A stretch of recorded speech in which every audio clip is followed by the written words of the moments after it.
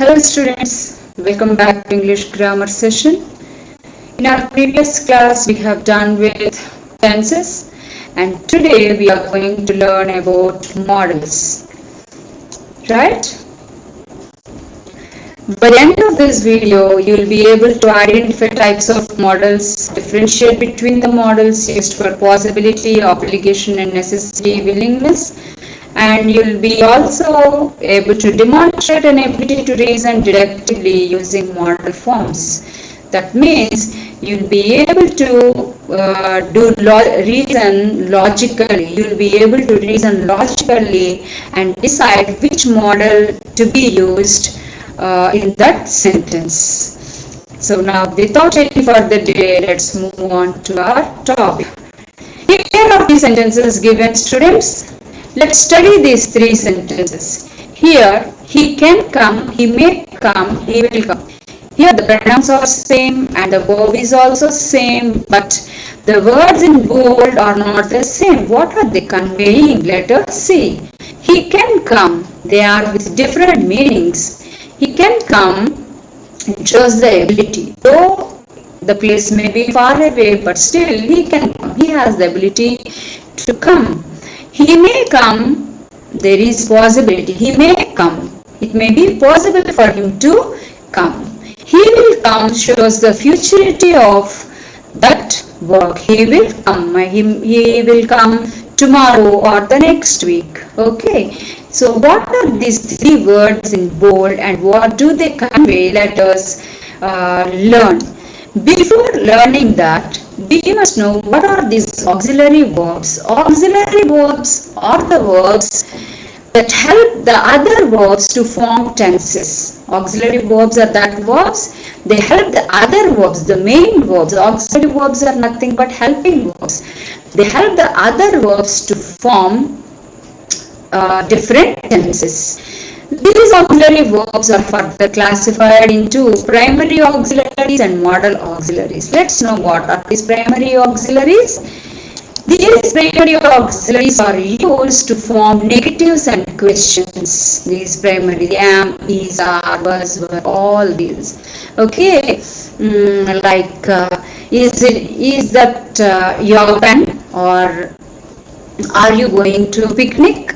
All these using these primary auxiliaries we form questions and negatives. Okay, next the modal auxiliaries. Today we are going to learn about these modal auxiliaries. What are these modal auxiliaries? Let us see. Can, may, might, could, shall, should, will, would, all these are modal auxiliaries. Okay, modal verbs are modal auxiliaries. What are these modal auxiliaries and where do we use these and how to use this? Let's know. Yes.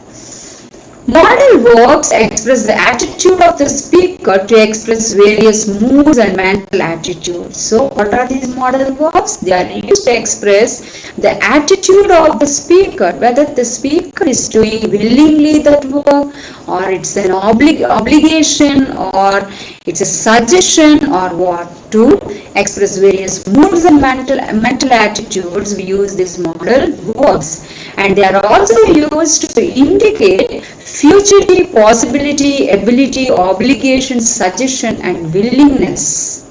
Okay, they are used to indicate futurity, whether it is going to be the future action, or there is a possibility in doing the work, or the ability, or the obligation, it's a compulsion, it's compulsory to do, or whether it is a rule or a law, or what, it's a suggestion or what. To indicate that, we use these modal verbs, can, may, might, should, like that. You should respect your parents. He can do that work. It may rain today, possibility. He will come tomorrow, futurity. Okay, obligation, you should do that work. You should come in time. You should follow the classes, all this obligation. And willingness, he will do that. I will do it, willingness. Okay, and now Let's move on. The next rules to be followed while using models. Models cannot be used blindly. There are certain rules to be followed. So what are the rules? Models are always followed by the base form of the verb. So model, they are followed by the base form of the verb. The V1 form of the verb. He can work hard. He can work hard. So can is the model and the base form of the verb sentence is work. Okay, here the main verb is work. So they are followed by the main base form of the verb. He can work hard. Models do not follow the subject-verb agreement. Models, they do not follow the subject-verb agreement. They are the same for all the pronouns, whether it is a singular pronoun or plural pronoun, they are the same. You need not add any s or es to the models. Like she may come. She is the singular, so you need not add any s to the may. So she may come is the right one. Whether it is they also, you use the same model. They may come. She may come. He may come. Whatever the pronoun is, we use the same model. We need not follow any subject-verb agreement. Like if the pronoun is singular, you have to use singular. If the pronoun is plural, you have to use plural. Such things you need not follow. Models are same for all the pronouns. Okay? And now, two models cannot be combinedly used in a sentence. Two models like may, can, or can, will. You need not use. You should not use two models in a sentence like this. He may can complete the work. Either may or can. Any one of them only should be used. He may complete the work. It shows the possibility. He can complete the work. It shows the ability of the person. Okay. So two models, this is the wrong answer, wrong sentence. Okay, they do not need helping verbs to form negatives and questions. These models, they do not need helping verbs to form negatives and questions. They can all by themselves form negatives and questions. I can't do this work. This may not be possible. You should not come late to the class. So will you do this work? Like that, they themselves, all by themselves, they can form negatives and questions. But that is different with primary auxiliaries. Primary auxiliaries, they form negatives and questions. Like, is this your book? Aren't you going to the picnic? Like that. They need, the verbs they need, all that am, are, they form. But here they all by themselves, they do not need any helping verbs like am, are, like that they don't need. So can you complete it? You need not tell it as are you can complete it. That's a wrong sentence. The question can be formed all by itself using can. Can you complete this is the question. Okay. And now let's move on to some of the auxiliary verbs, that is some of the modal verbs. Okay, so in this class we are going to learn about the uses of can, could and may, might. Okay, now uses of can and could. Could is nothing but the past tense of can. So could and can both have the same uses, but except some exceptions, like could is used more formally than can. Can is used informally and could is used more formally. So can is used to express ability, permission, polite request, general possibility. Ability. He can run 5 miles. So he has the ability to run 5 miles. He could run 10 miles when he was young. Could is used to indicate past ability. He could run 10 miles when he was young, but now he cannot run. He can't run. Permission. Can I have a cup of tea? For informal way of taking permission, you can ask, can I have a cup of tea? But when it comes to formal way of asking, we use could. Could I talk to your mother? Or could I have a cup of tea?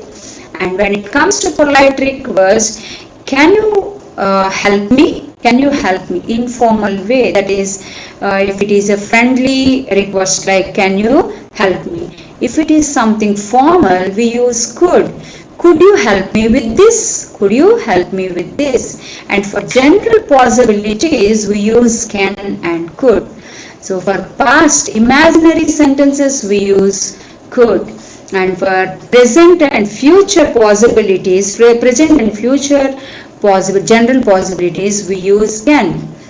He can come tomorrow. There is general possibility. He can come by all his actions and everything. We can just assume he can come tomorrow. And if it is in if clauses and also imaginary conditions, if imaginary conditions, we use could, not can. If he wanted it, he could come tomorrow. As I told you, uses of could is more formal than can. It is more formal. Can is used in informal sentences and could is used in formal sentences. Now let's move on to the uses of may or might. First, let's know the uses of may. To express wish, like may God bless you, or may you be blessed with lots of happiness. To wish somebody, we use may. And permission, may I use your phone, may I use your phone.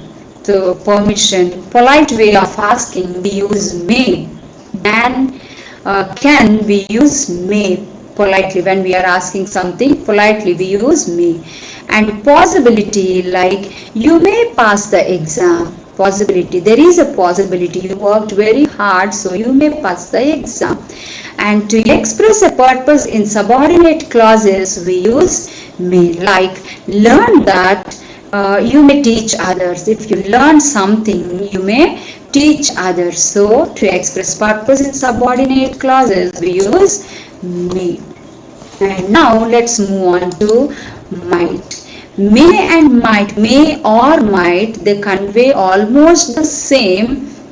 They are used to indicate present and future possibilities. May or might, they are used to indicate present or future possibilities.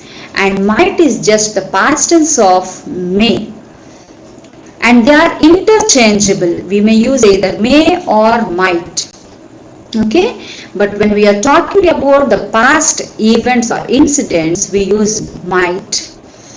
He couldn't answer my call. He might be busy. He might be busy. I don't know actually what had happened, but I just guess. He couldn't, in the past, he couldn't answer my call. He did not answer my call, so I just assume he might have been busy, so he did not answer. So in the past, when we are talking about past, we use might. Okay, and this almost may and might are interchangeable. We use as one and the same. To express permission and possibility, we may use might, but may is mostly used when it comes to writing something. In the writing way of expressing, we use might. We use may. So might I use your phone? For permission, possibility, you might pass the exam. And the main use of might is to make a gentle reproach. Reproach means to express a disapproval or disagreement. When you are expressing your disapproval or disagreement towards some action done by others, we use might. To make gentle reproach, gently when we are telling them, we use might. You might go to school a little early. So you might go to school a little early. You have been late to the school, so you are just advising them in a gentle manner. You might go to school a little early. And also, you might think enough about your health. You are neglecting your health. So in a gentle way of suggesting them or advising them, it is called a gentle reproach. You are disagreeing with their attitude or action, then you may use might. Like, you might think enough about your health. And now let's know more about can, could, and may. So can, could, may, and can. Where are they used and how they are used? Let's see. Could I join your team? May I join your team? Can I join your team? So could I join your team? It indicates a very polite way of requesting, very polite way. When you are very polite towards others, we use could. If it is just a polite way, then we use may I join is just enough. Again, a friendly request, like very intimacy, when you have very much intimacy towards the other person, you can just use can to your friends. Very informal way of speaking, we use can. So can is used in informal conversations, and may is used to express a polite request, and could is used when you are very much polite towards the others. We use could. I hope you understand the uses of can, could, may, might. So I have assigned you some other worksheet also, students, and complete that. And thank you for now. Meet you